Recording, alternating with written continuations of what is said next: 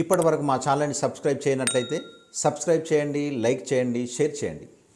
Failure is not opposite to success, it is in the part of success. So చాలామంది ఈ విషయంలో వెనకడుగు వేస్తూ ఉంటారు. ఫెయిల్యూర్ అనేది లేకపోతే వాళ్ళ అభిప్రాయం అనేది డిఫరెంట్గా ఉంటుంది.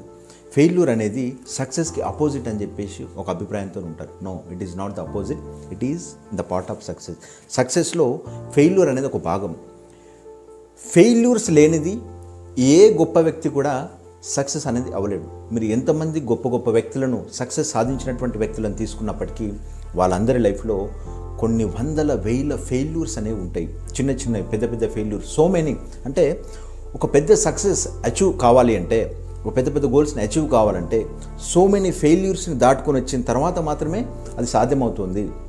ఓకే, సో అందరూ కూడా ఉన్నటువంటి అభిప్రాయం ఏంటంటే, డైరెక్ట్ ఒక మనిషి ఏదైనా సాధించాలి అంటే గోల్ పెట్టేసుకుని డైరెక్ట్ అచీవ్ చేయడం అని చెప్పేసి ఉన్నటువంటి ఏదైతే అభిప్రాయం ఉందో, it is wrong completely. So many ఫెయిల్యూర్స్ని ఫేస్ చేయాల్సిందే. సో ఈరోజు మనం వీడియోలో ఫెయిల్యూర్స్ని ఏ రకంగా ఫేస్ చేయాలి అనేటువంటి విషయం మనం తెలుసుకుందాం. ఫస్ట్ ఆఫ్ ఆల్, ఫెయిల్యూర్స్కి ఫస్ట్ ఎగ్జాంపుల్, ఒక వ్యక్తి ఎగ్జామ్లో, ఒక స్టూడెంట్ ఎగ్జామ్లో ఫెయిల్ అయింది అనుకుందాం. ఫెయిల్ అయినప్పుడు ఫస్ట్ మనకు వచ్చేటటువంటిది ఏముంటుందంటే, ఫస్ట్ బాధ. ఇంత కష్టపడి నేను బాగా చదువుకున్నాను, లేదంటే బాగా నేను ప్రాక్టీస్ చేశాను, అయినప్పటికీ ఎందుకు నేను ఫెయిల్ అయ్యానటువంటి ఒక బాధ. దాని తర్వాత నెక్స్ట్ ఏముంటుందంటే, బాధతో పాటు ఏడవడం స్టార్ట్ అవుద్ది కొన్నిసార్లు. ఇంత కష్టపడి చేశాను, రాలేదని చెప్పేసి. సో బాధపడడం, ఏడవటం పర్లేదు, అది మన వరకే ఉంది, it is a no problem. అక్కడ వరకు first step is good, no problem. కానీ సెకండ్ స్టెప్లో ఏమవుతుందంటే, నెమ్మదిగా మన యొక్క ఆలోచనలు మనం ఈజీగా ఎక్స్క్యూజెస్ వెతకడానికి ట్రై చేస్తూ ఉంటాం. సో నేను ఫెయిల్ అయ్యాను, సో నో ప్రాబ్లం, నేను ఆ విషయం వల్ల ఫెయిల్ అయ్యాను, లేకపోతే నేను ఈ విషయం వల్ల ఫెయిల్ అయ్యాను, లేకపోతే సిచ్యువేషన్స్ని బ్లేమ్ చేయడం, ఇతరుల్ని బ్లేమ్ చేయడం. అంటే నేను వాళ్ళ వల్ల ఫెయిల్ అయ్యాను, వీళ్ళ వల్ల ఫెయిల్ అయ్యాను. ఓకే, సో ఇతరులను బ్లేమ్ చేసే దగ్గర, లేకపోతే సందర్భాలను, సిచ్యువేషన్స్ బ్లేమ్ చేసే దగ్గర మనం ఆగిపోతూ ఉంటాం. సో ఫస్ట్ స్టెప్లో మనం బాధపడటం ప్రాబ్లం లేదు.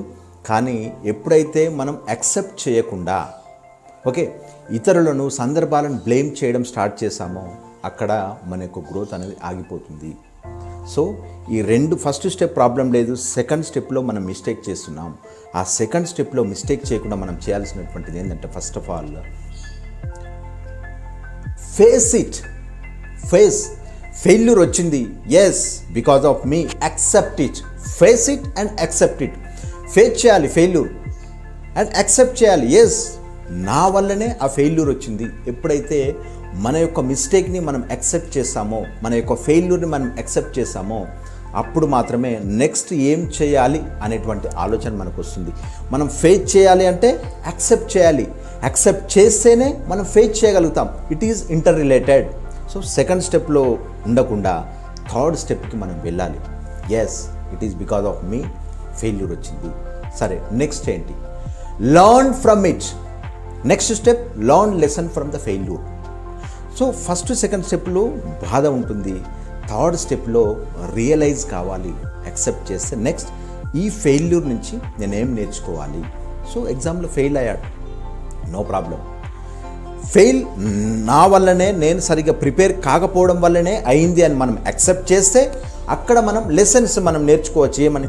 సో ఇటువంటి ప్రిపరేషన్ నేను చేశాను, ఇక్కడిక్కడ నేను మిస్టేక్ చేశాను, ఇది నాదే తప్పు అని యాక్సెప్ట్ చేస్తే ఆ మిస్టేక్స్ అన్నింటిని మనం కరెక్ట్గా, నీట్గా ఐడెంటిఫై చేసుకొని నెక్స్ట్ టైం రిపీట్ కాకుండా కనుక మనం నీట్గా వాటిని ఫాలో కాగలిగితే, లెసన్ నేర్చుకుని నెక్స్ట్ టైంకి ప్రిపేర్ ఫర్ నెక్స్ట్ టైం అనేది మన దగ్గర ఉంటే, we will not fail for next time.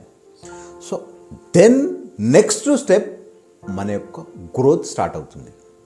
So it is like face చేస్తూ యాక్సెప్ట్ చేస్తే దాని నుంచి మనం లెసన్ నేర్చుకోవచ్చు.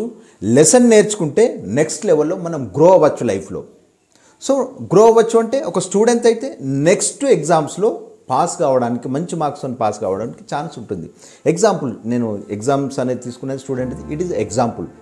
So please follow these steps any time. Failure వచ్చింది, ఎవరికి గొప్ప గొప్ప వాళ్ళకి ఫెయిల్యూరు ఉండదు, డైరెక్ట్ సక్సెస్ అనేటువంటి ఏదైతే దురభిప్రాయం ఉందో దాన్ని పక్కన పెట్టేసి ప్రతి గొప్ప వ్యక్తి ఎటువంటి సక్సెస్ సాధించినటువంటి వ్యక్తులైనా సరే డెఫినెట్గా ఫెయిల్యూర్స్ కూడా వాళ్ళ లైఫ్లో ఉంటాయనేటువంటి విషయం మనం గుర్తుంచుకోగలిగితే, వాటిని మనం యాక్సెప్ట్ చేసి లెసన్ నేర్చుకోగలిగితే నెక్స్ట్ స్టెప్లో మనం నెక్స్ట్ టైం మిస్టేక్ చేయకుండా మన యొక్క లైఫ్ని అద్భుతంగా తీసుకెళ్ళగలుగుతాం. ప్లీజ్ ఇటువంటి అభిప్రాయం నుంచి బయటపడండి.